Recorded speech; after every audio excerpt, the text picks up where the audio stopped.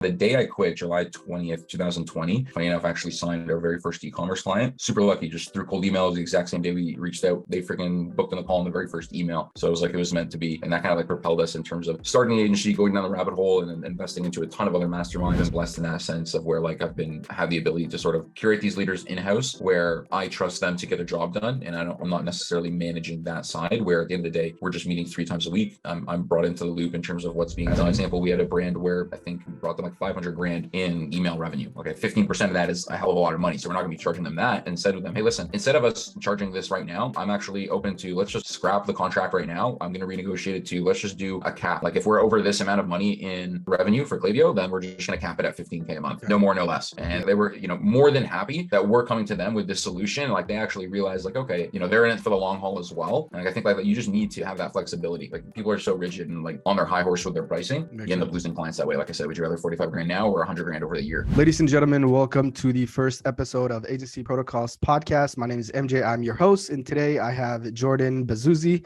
Jordan is the founder of NuReach Media. Jordan, thank you for hopping on this call, man. How's everything? Thank you so much for having me. I'm super excited. This is my first, any sort of podcast or anything like that. So super excited to dive in, provide a ton of value for the audience. Awesome, man. Likewise. This is obviously the first episode, so this is new for both of us. So Jordan, let's start with having you tell us a little bit about yourself and NuReach Media and exactly what it is that you guys do. Awesome. So yeah, I'm the CEO of NuReach Media. We're an e-commerce growth partner where, again, we're growing with or helping e-commerce brands grow from point A to point B. Now we work with quite a large variety of brands, even some smaller brands. Like, for example, one of my friends from high school started a golf brand, came to us maybe doing like $10,000 a month. I mean, they're doing, close to $60,000, $70,000 a month now. So even the smaller brands we're working with, 7 and even 8-figure brands, majority, again, helping them grow in a variety of different ways, whether it's paid traffic, retention, conversion rate optimization, content creation, etc. And yeah, that's sort of what we do. Awesome, man. I was actually watching an interview you did with Iman Gaji. I think it's like 2 years old. It was like 2 years ago, and it was really inspiring, man. Like hearing your story, how you went from welding to the agency space. So can you give us an idea of like how all of that came about? Yeah, I mean, it's crazy, right? Even just to not even see my transition, but Iman's transition from like the agency space to fully mainstream at this point. It's pretty cool to see. But yeah, I mean, so I've been in this space for almost 3 years at this point. Coming up on July this year, 2023, will be 3 years of running the agency full time, which is insane. I can't believe how fast everything is going. But yeah, so I was welding before from probably 2016 to late 2020, like July 2020. So welding for quite a while. And again, this is something where coming up, I'm born in Canada, and I didn't really know what I wanted to do coming out of high school, et cetera. Trades is something that's always been, prevalent, especially in my family, et cetera. And just like, this is always going to be a job that's always needed. And it definitely is, and it pays well. But that being said, it's extremely laborious. I was, working 10, 12-hour days, super hot, like in the, super hot, obviously welding, literally melting metal every single day, wearing leather jackets and shit like that. So getting definitely, getting my work ethic built from there is something that, I definitely don't regret, right? Like, I think like that's something that I really learned from welding is hard work and like the actual work ethic of, even what we do now is definitely hard, but in comparison, I think it's, quite easy it's just more mental work, which is something that I enjoy. But long story short, again, sort of came across an Iman Gaji ad in maybe early 2019, sort of fell down that rabbit hole of SMMA, and I was sort of building it on the side for a while I was welding. I had like a bit of a techie background, like I had a YouTube channel and, early 2010, doing a bit of drop shipping here and there, things like that. Bought a few Facebook ad courses. So I was like, sort of like in that realm, definitely know how to work my way around a computer in that sense. And yeah, essentially I was building it on the side basically every day after I would get home from work, usually from 8 p.m. to 10 p.m. I would just kind of like go through the course, do the lessons, what I needed to do in terms of like setting up the website, setting up the domain, just like slowly building the agency step by step. And funny enough, I came to July 2020 and I was like, it's crazy to say, I think I only had like 4 grand saved in my entire bank account still from like 4 years of welding. Because, at that point I'm thinking getting paid like maybe $25 an hour, but I'm not saving really anything. I'm probably just like, going out, buying whatever. It's mindset, right? Like I didn't even have that mindset of like, oh, how can I make 100 grand? My mindset was like, I'm making $25 an hour. How can I get to $27 an hour? Like what's the next step to get to $30 an hour? Like, that wasn't even like in my relative thinking at all. And yeah, again, so like I knew when I quit, I was like, okay, this came to July 20, I had like 4 grand in my bank account. And I was just super frustrated with the fact that like I could only work on the agency 2 hours a night every night. And for some reason, I just had the gut instinct and the belief that basically once I put this in full time, like that's going to be the only like the limiting factor right now is the time. I can only work on this 2 hours a day. So the day I quit, July 20th, 2020, funny enough, I actually signed our very first e-commerce client. Super lucky, just through cold emails, the exact same day we reached out, they freaking booked in the call in the very first email. So it was like it was meant to be. And that kind of like propelled us in terms of starting the agency, going down the rabbit hole and investing into a ton of other masterminds, courses, programs, etc. But that's kind of led us to where we are today. Wow, man, that's pretty awesome. I think it's sometimes like burning bridges is not the smartest thing to do, but if you do, it's like, what is the alternative? So it kind of, puts you in that space where you have to actually make it work.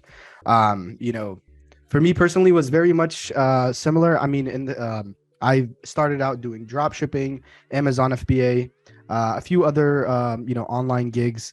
I started an SEO agency for 2 years. Then I realized that I need to get into paid ads because we were limited to how much that we can make. But it seems like for you, it was like burn the bridges, if I'm hearing you right, and then go full in on the agency. Yeah, I mean, especially just because, and again, maybe it wasn't the smartest thing to look back, and, maybe I wouldn't recommend like quitting with basically no money in savings. But again, it all depends on your situation. Sure. I was still living with my parents. Makes sense. And again, it wasn't like, okay, if I quit and this doesn't work out, I still have a skill that I was just working for, 4 to 5 years that like, maybe I wouldn't be able to get the job where it was 5 minutes from my house where I was working. But I would definitely be able to get another welding job because I still had that skill that I built. And I was like confident in terms of my abilities there. So it was more of like, again, taking that leap, like I said, where I actually had the timeline to quit in August. And I was like, sort of like building up to it. And I literally couldn't wait anymore. I was just so impatient with the fact that I can only work 2 hours a day on the agency that I ended up quitting in July. And like I said, like it just ended up to be the right move because that was the one thing that I needed was the ability to sort of take that to the next level, in terms of working full time at this, and then being able to actually put all my attention, all my focus into growing the agency, which kind of, again, goes in hand with like that mindset and the belief aspect. Makes sense, man. I mean, for you, it's basically like worst case scenario, I have a skill that I can go back to and, make money doing it. So, Jordan, I've been following you now for a while. We've, chatted on Instagram a few times actually. And you're one of the people that I see in the space that actually, reinvests in their education. One of the things that I know that you're part of is Agency Founders. I've seen you made a reel talking about you spent over $30,000 to join Agency Founders. So I actually looked up a statistic, and it says that 44% of Americans make less than $30,000 a year, which is really insane. So I know you're in Canada, but it's insane, 44% of Americans. So my question to you is, tell me why you decided to spend what would be an annual salary for 44% of Americans for something which I understand is like a quarterly mastermind, and elaborate exactly like what Agency Founders is and how did that help your business in particular? Yeah, so funny enough, actually, the 30,000 I invested was into another mastermind, so completely different. Gotcha. Okay. Yeah, so like I already in this year, I think I've spent like 65,000 on masterminds, courses, programs, not only for myself but for the team.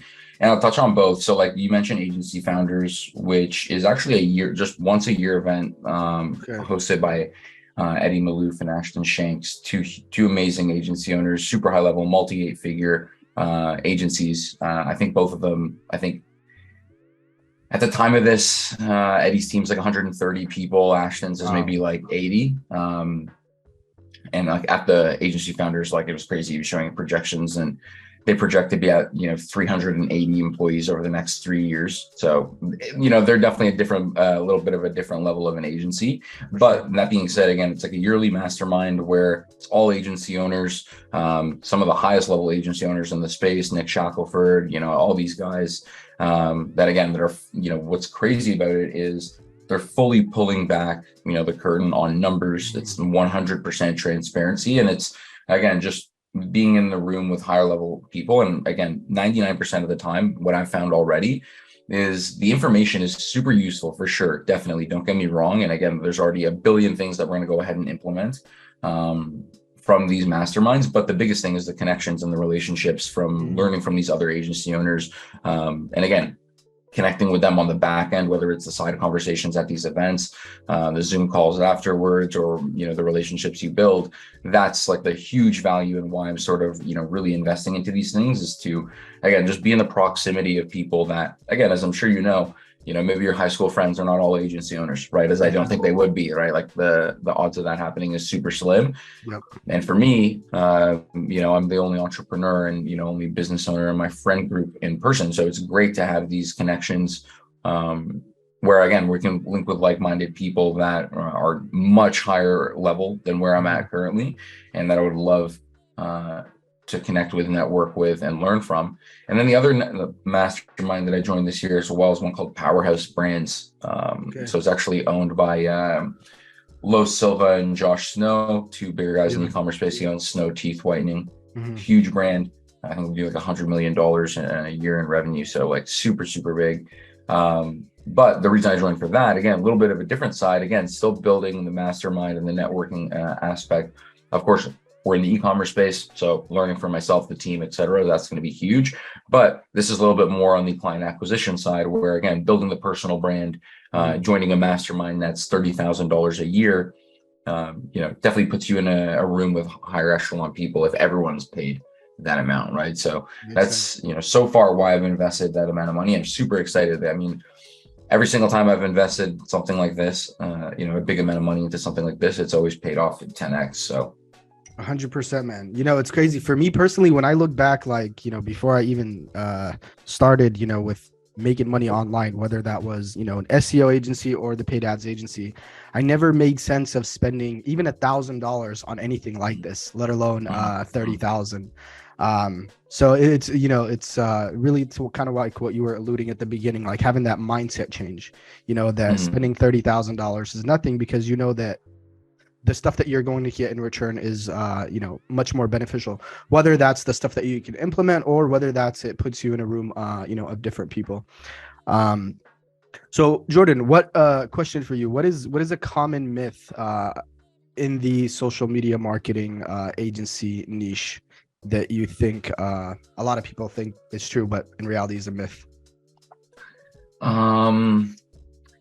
There's a few, and I would say it depends on the perspective of who's asking the question. From, the agency owner's perspective, maybe someone that's thinking about starting an agency, or even, sometimes from the e-commerce brand owner's perspective, they think, it's much easier than running a, single brand where we're not actually running the logistics and having to deal with, the bigger headaches of shipping and different things like this, where, again, we have the ability to work with dozens of brands at a single time, and with much higher profit margins, which is obviously the case. But the one thing I would say is, it's definitely a lot more complex than people realize, especially as you start to get to scale. I mean, in the beginning where, maybe there's only a few of you and, it's only a few brands, maybe it's not as complex. And again, it's a great cash flow business, but it's definitely, I would say, it's not for everybody, because as a CEO for an agency or a growth partner, or anyone in the service delivery space,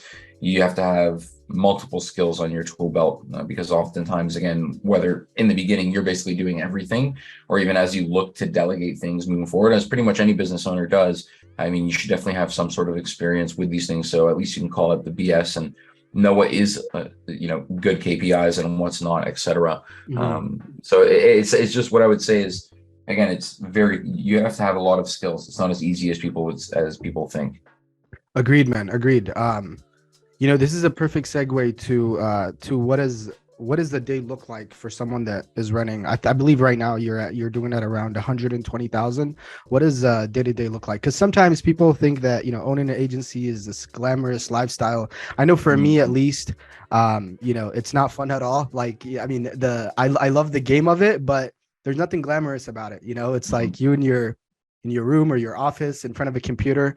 So I'm curious what a day to day for you looks like for someone running an agency this size. Yeah. I mean, yeah, at this point, like you said, like we're closing in on 120, 150K a month in recurring revenue, which is amazing.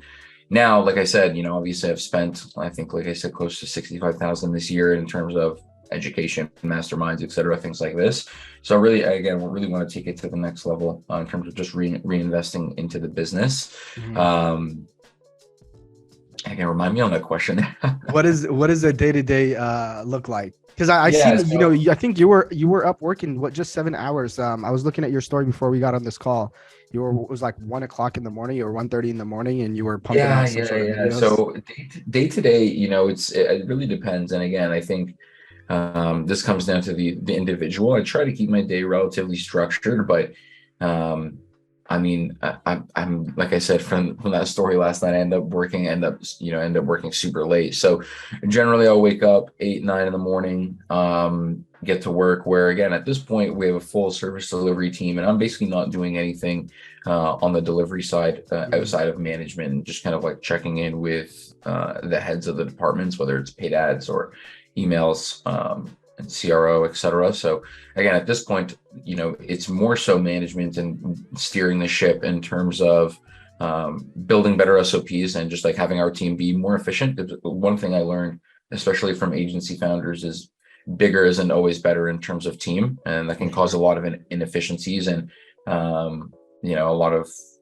expenses, right? So especially now with AI, we're really trying to figure out how can we best utilize this for our team, seriously utilize this and take this to the next level where again we can be as efficient as possible, where again we can start utilizing these tools as basically 3, 4, 5 extra team members without the cost of adding them to do so, but doing it efficiently, obviously. So as of right now, again, it's really building SOPs, really just directing overall, like how are we going to focus on customer acquisition. I mean, that's my main focus pretty much throughout the day. And it's really centered around that. But I probably work in between like 10 to 12 hours, more so on like we just said, SOP building. Content creation is obviously huge. Sales is the one thing that I still manage myself. So any sales calls and audits, things like that, I'm the one taking the charge on. But other than that, like you said, it's quite boring at this point. It's not as glamorous as people think, and there's nothing really fancy. I mean, there's nothing fancy about watching calls from our sales team and just like watching their Loom recordings, things like Mhm. that, and then building SOPs. And like you said last night, I'm re-recording our onboarding for probably the 15th time and doing this in 3 years. Again, just making sure that it's up to date Yep. and it's as crisp as possible. And we're bringing on a few new services as well. So again, just more so just the overall steering of the ship and then giving it to our team to kind of lead us in the right direction. So I'm curious, how long did it take you to actually get to that level? Because one thing that I personally struggled with was taking myself out of the business and focusing more on SOPs. Right now, we're a much smaller team than what you currently have. So how did you make that switch? And what would be a good way to make that switch? Take yourself out of the business and just worry about managing rather than doing the actual work yourself. Yeah, so one thing that was actually really huge for me was, just like literally creating a list. Like I would, for a while, maybe like a week, I would literally just every single day, like, okay, what am I doing right now? Like every time I switch to a new task, Mhm. sending an invoice, sending team invoices, communicating with this client, sending this email, checking this inbox, doing this, doing that, creating a list of what I was doing, and then again starting to find ways to just like delegate things that I shouldn't be doing as a CEO. So that was like a really big factor right away to just like immediately get some things off my plate that I could start focusing on only revenue generating tasks, which is obviously what you should be focusing on. So that was helpful. And like just bringing on an executive assistant, where again, that's been super helpful for where, again, they're kind of just like aiding with, again, sort of like the small things that I just mentioned, whether it's invoicing. Again, at this point, we don't have a CFO or anything like that. So having an executive assistant where just basically another version of me that kind of like shadows me for like a week or two and kind of like understands what I want, not necessarily making decisions on my behalf, but like I said, kind of handing off those certain tasks from that list that maybe I shouldn't be doing on a day-to-day, and allowing them to kind of start with that role, as well as curating leaders. That's super difficult. It's obviously a lot easier said than done. We've been blessed in that sense of where like I've had the ability to sort of curate these leaders in-house, where I trust them to get their job done, and I'm not necessarily managing that side, where at the end of the day, we're just meeting 3 times a week. I'm brought into the loop in terms of what's being done. And again, this really just comes down to management as well, like setting another thing that's been really huge for us in terms of kind of taking myself out of the business, has been having the team set projections, weekly projections, and then daily goals. So like, or daily tasks, I should say, that work towards those projections. So instead of saying like, an immediate buyer comes to me and says, we want 3x for the other week. I mean, that really means nothing to me. Like I want them to actually sit down and give me a solid projection to be like, as an example, right now, this is where CPA is at. This is what we're getting right now. I project by Friday, we should be at this CPA, this return on ad spend. Okay, well, that's great. And then what are their daily tasks to start getting us to that projection? And at the end of the week, we'll sit down and meet and say, okay, we hit this projection, we didn't hit this. What happened here? And that's been huge. That's something we're just starting to implement maybe in the last month or so, in terms of just like really eliminating myself from the business and giving these people a little bit more, not confidence per se, but a little bit more trust for them to like work as an adult, right? At this point, like this is another thing that I learned from agency founders, is, are you going to hire on experience, or are you going to hire for potential? And like that's sort of the thing you really have to weigh. And a lot of the times, some of these really bigger agency owners in the beginning, everyone hires for potential because you don't have the money to hire for experience. But then that bites you in the ass along the way, where you're sort of doing that handholding, right? Maybe you have someone that you hire where, again, you sort of still need to give them a little bit of direction, where again, you're paying for their potential essentially, and you have to hold their hand in terms of getting that experience along the way. And that makes sense. That's obviously what we've done as well. But now I'm really starting to look, like I said, not only in terms of reinvesting in terms of like education, etc., but at this point, I only want experienced people that have done this job even longer than I have, whether it's an email marketer or whoever, that can come in and they can perform their role, and I don't even have to worry about, they've done things that I haven't even seen before. They've worked for 100 different ad accounts, whatever the case may be. And it's essentially, us giving them our box of like, these are our core values. This is what we stand for. This is what we want. Do your job, basically. How do you attract someone like that? Because, you can imagine someone like that, they have so many options. Like how do you attract someone like that? So there's 2 ways to go about it, and none of them are easy. So one is using a recruiter, which is an expensive way to go about it. And often, we've spoken to a ton of different recruiters where, again, they're recruiting agencies and this is literally all they do. And again, it really depends on where you're hiring as well. So like overseas, we're based in Canada, so like North America, et cetera, or overseas, we sort of have that differentiating based on price. But some of these, again, it depends. Like some of them are like $10,000, $15,000 up front, just to even find you like a super high level application. Like, and obviously like this is for the actual hire. So they'll provide you with multiple applications until you get the hire.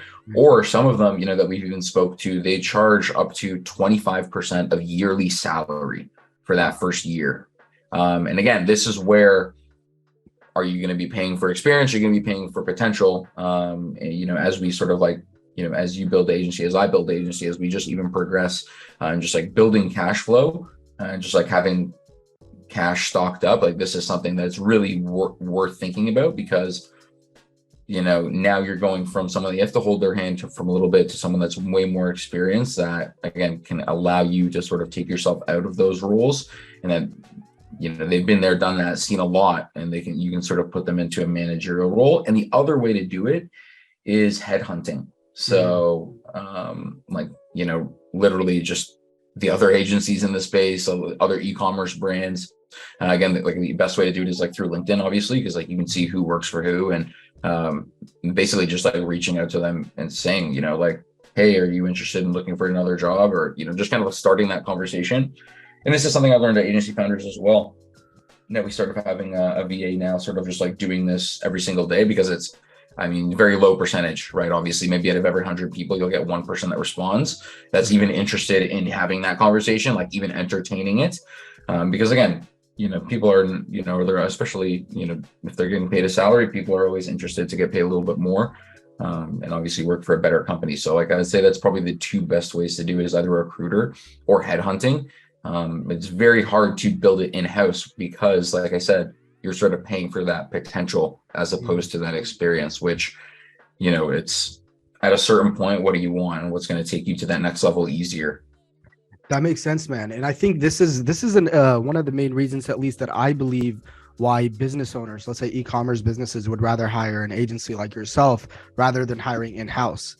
Because hiring in-house, either you're going to have to teach them, and you probably don't even know what you're doing, because if you did, you wouldn't hire someone else. And then, you might hire someone to realize that they're not a good fit. So this is another reason why they would rather hire an agency rather than, hiring a team in-house, I would assume. 100%. And like we've even, we've lost clients to that before, where they've ended up taking it in-house. And if you've even come back before from that situation, and even, one of our larger clients that's, paying us, upwards of $20,000 a month in recurring payments, they had the conversation of, do we want to take this in-house? And I kind of sat them down, fully transparent. And I was like, okay, this is what we're offering for you guys. There's almost a team of 10 of us working on, everything at this point: paid ads, email marketing, conversion rate optimization. It's not just one person here and there. So I kind of sat them down and said, listen, I'm paying a team of 10 people full-time salaries here. This isn't just, $4,000 a month coming out of my pocket. So again, this is kind of what it would look like for you guys. I totally understand from a business owner's perspective wanting to bring it in-house. Again, maybe I'll have a little bit more control. You guys can have a little bit more overseeing of the situation. But again, like you just mentioned, not only now are you going to be going to look for talent that is equal to what we're being able to deliver for you, but now you're paying for 10 people's salaries that now you didn't have. Now you're paying for payroll tax. Now you're paying for insurance. Now you're paying for, because oftentimes a lot of these e-commerce brands, they end up hiring in-house, right? Like they live in Idaho, they hire someone from Idaho. Like they live in Detroit, they hire Dubai. Like a lot of these e-commerce brands, they're not like us in the sense of where oftentimes they're hiring, overseas people or a VA or whatever. Like that's not really necessarily on their scope of things to do. And so like I really just sat them down and kind of like broke down the costs, and they were like, you know what, I think you're right, actually. The headache that it's worth to even find a team, like, yeah, maybe that is worth it, but like, okay, there's like 8 of you guys. Even if we were to bring on maybe a team of 4 people and they're only focusing on that, again, it probably still ends up to being even more expensive. Imagine you're paying 4 people, close to 6 figures a year. That's going to be more than what our costs are as an agency. So at the end of the day, would you rather have a team of people that only have the view of one account, or of the view of people that, we're working on 25 different accounts? We have all these different aspects that we can, different data touch points and different reference points to say, this is what's working, this is what's not. And again, I just, obviously we're a little bit biased, but it's been really, it's truthful, to be honest. 100%, man. And what you mentioned, this is not, the salary is one thing. It's not even mentioning how, they could use the money that the business has and get them, pretty bad results, which then, you're at a loss over at that angle too. So that, I want to dive more into that, Jordan, because I had one client, they paid us in 1 month. We generated them $450,000 in 1 month. So they paid us $45,000 that month, 10% of ROAS, plus 2,500. So it was a little over $45,000. And they had the conversation where they're like, look, we're paying you, a salary, like a whole salary in 1 month of an individual for a whole year. So we want to renegotiate. So I'll tell you what I did. I basically sat them down. I gave them the exact story that you said. Look, if you guys go hire someone in-house, you're going to need to train them. They're not going to have the same type of access to other accounts and understand exactly what's working.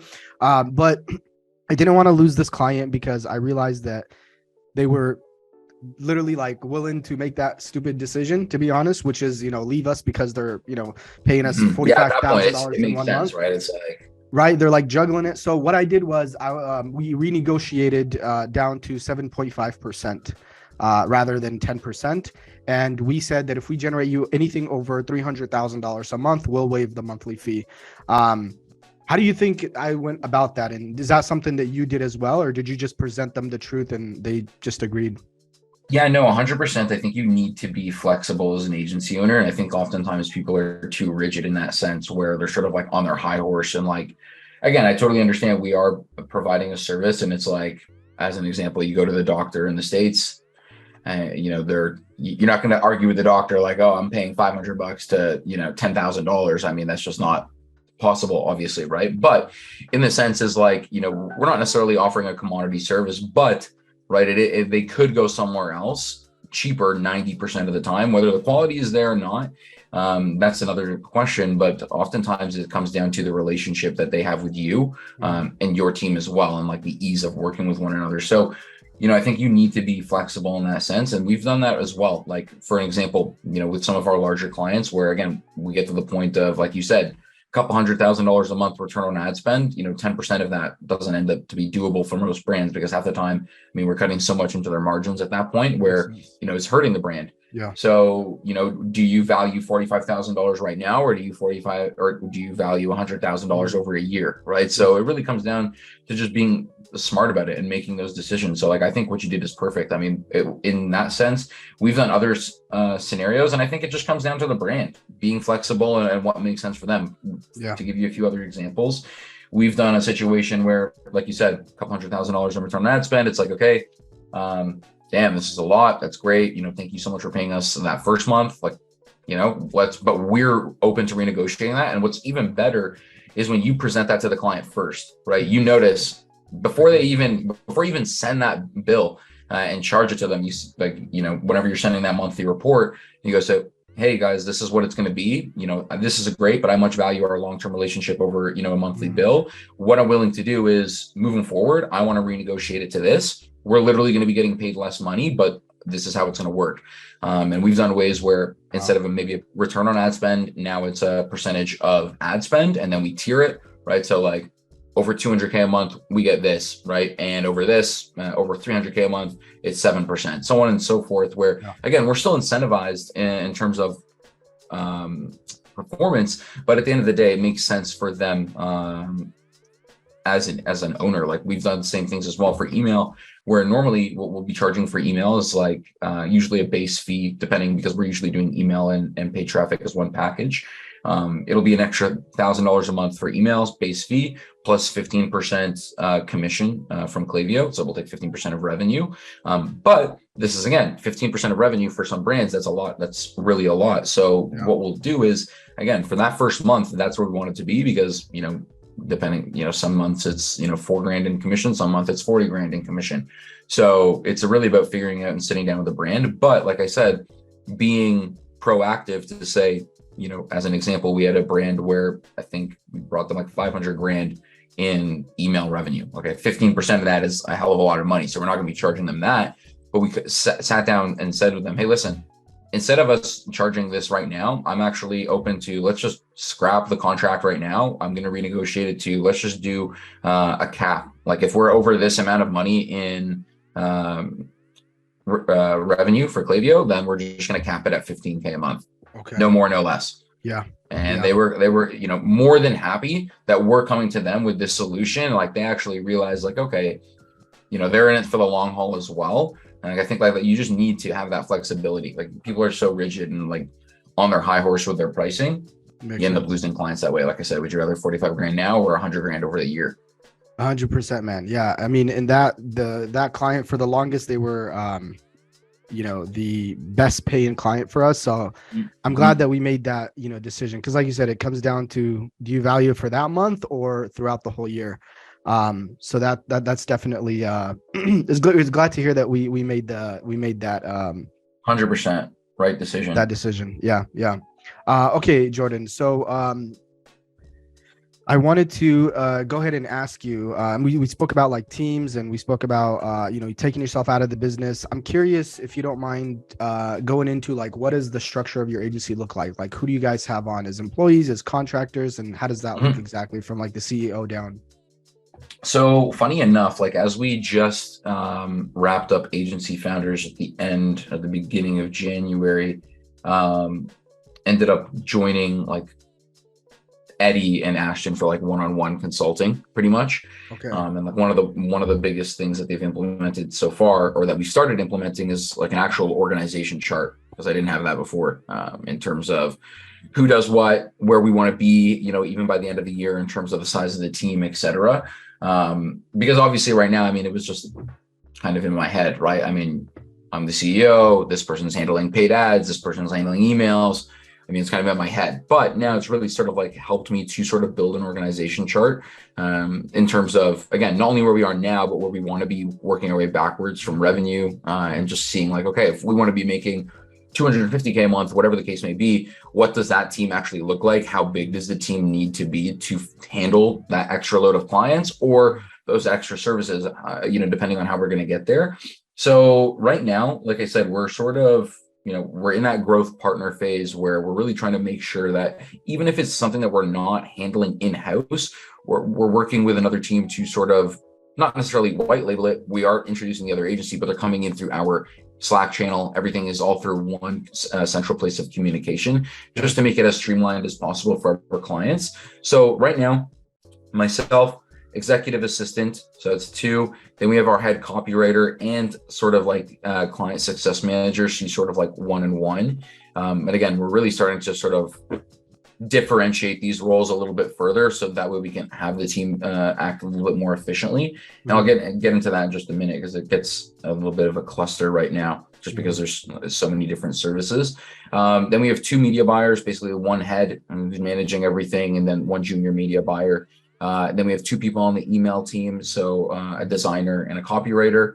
Okay. And who else am I missing? And two editors.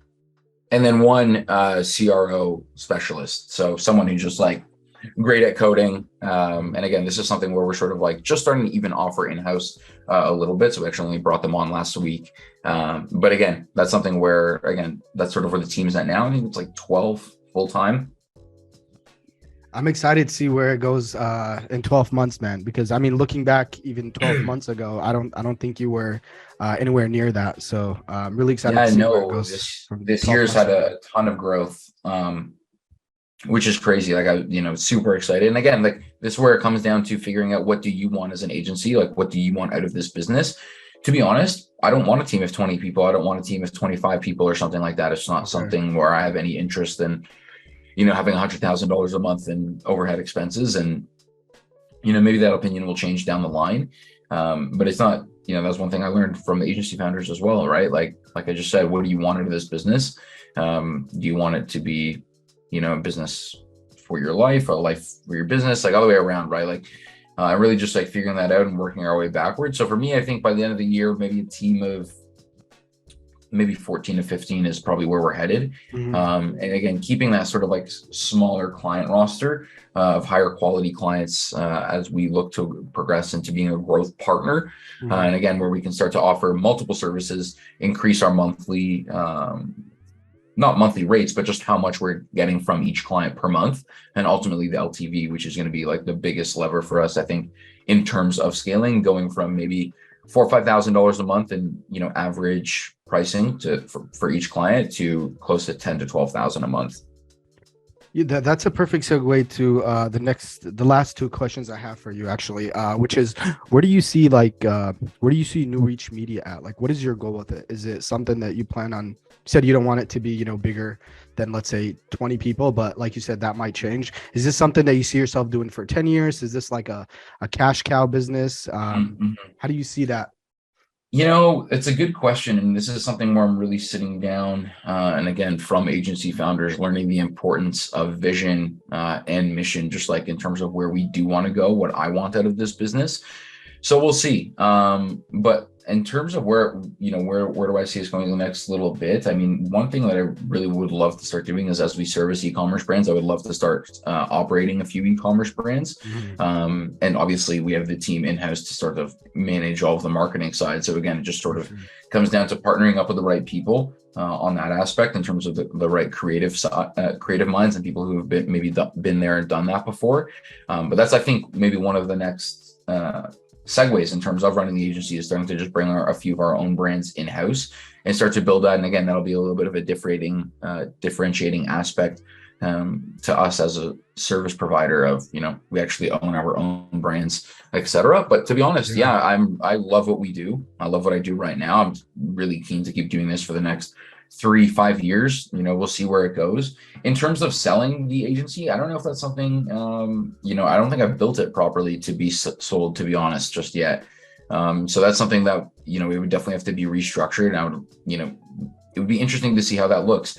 But again, like you mentioned, it's a great cash cow. It's a great, monthly profit generator. So it's like, do you want to sell it at the end of the day for 1.5x, profit, or, just keep the agency for 10 years and continue to slowly build it, put the right people in place in terms of management? Because at a certain point, right now I'm really starting to build the personal brand and really go hard on that. And this is great that we're on the podcast, obviously. But that's going to be one thing I really want to start to step away again a little bit more, is get even a little bit more away from fulfillment and really just be sort of like, one of the attracting factors for client acquisition. So it's really starting to invest a lot more into ads, getting our face, in a ton of different places, go to a few speaking events, maybe even starting our own event soon. But yeah, that's sort of what the goals are for the next couple years. That's awesome, man. I mean, for me personally, if I was to ask myself that question, I don't know what the agency will look like in 3 to 5 years. I mean, for sure, it's a great cash cow in terms of my Apple Watch is going crazy. In terms of, what I would do with that money. I mean, I do have aspirations to get into real estate, perhaps aspirations to, get into e-commerce. But the good thing is that this business, you could do so much with it, whether that's selling it, whether keeping it as, a cash cow, whatnot. Last question for you, Jordan, and this is more so, I guess, for businesses out there rather than agency owners or people aspiring to start an agency, which is, what is the one piece of advice that you would give business owners who are considering utilizing paid ads to grow their business? I know this is something that you've came across a lot, perhaps brands that are just starting, but you guys probably come across brands that are already well established. But for those brands that are thinking about, getting into paid ads or email marketing, what is like that one piece of advice to get them over that hump to actually invest into their business? Yeah, so I would think, one thing comes to mind, and I've had this conversation with a million brand owners, especially smaller ones, like you said, that are, thinking about taking that leap, and, maybe they have a, decently established brand, maybe they're generating a couple $1,000s a month organically, which is, nothing to sneeze at. I mean, a couple $1,000s a month organically, you definitely have something that people enjoy. There's definitely something to build on from there. But the biggest thing to understand, especially before you think about, investing into your business via advertising and paid ads, etc., is really understanding your numbers and working your way backwards. I mean, I can't tell you how many times we've spoken to brand owners that have truly no idea what their bottom line is, what their actual profit margins are. And they're sort of, hey, here's our cost of goods. And it's like, okay, well, there's, 15 other expenses that we have to take into account to actually, determine what the break-even cost per acquisition is going to be. So I think that is one of the most important things. And I think that's probably where I would start. And that's what I would recommend, is really understand the financials of your business before you even start to think about running ads. Because at the end of the day, this is a very easy way to accelerate your business and a very easy way to take it to the next level. But it's a very easy way to burn and destroy your business as well. Countless times, and whoever's listening to this may have experienced it, and obviously we've seen it 100 times before as well. But it's very easy for a brand owner to hire maybe an agency that doesn't know what they're doing, or they don't know what they're doing, etc., and burn $10,000 just like that. And then not only have you wasted, 3 months of someone's time, but you've wasted $10,000, which, that could be the entire amount of money that these business owners have in their bank account. And at the end of the day, you're shutting down a business. So it's something where, on the agency's behalf, you need to take this very seriously. But as a brand owner, you need to take it even more seriously in terms of understanding your financials and being ready to take this commitment. Because as much as it is our job to understand this, at the end of the day, this is your business, right? And you need to have that ideology, as well as that just understanding as to what it's going to take to actually do this properly and profitably. Makes a lot of sense, man. Beautifully said. I honestly, I couldn't agree more. Well, with that, Jordan, man, thank you again for hopping on. You are the first guest, hopefully of many. So I really do appreciate you. We're gonna have your Instagram handle over here on the screen throughout the whole podcast. We'll also have your website, NuReachMedia.com. But is there anything or anywhere specifically you would like people to connect with you other than Instagram and your website? I'll just say take a peek at Twitter. Always dropping some e-commerce thoughts there.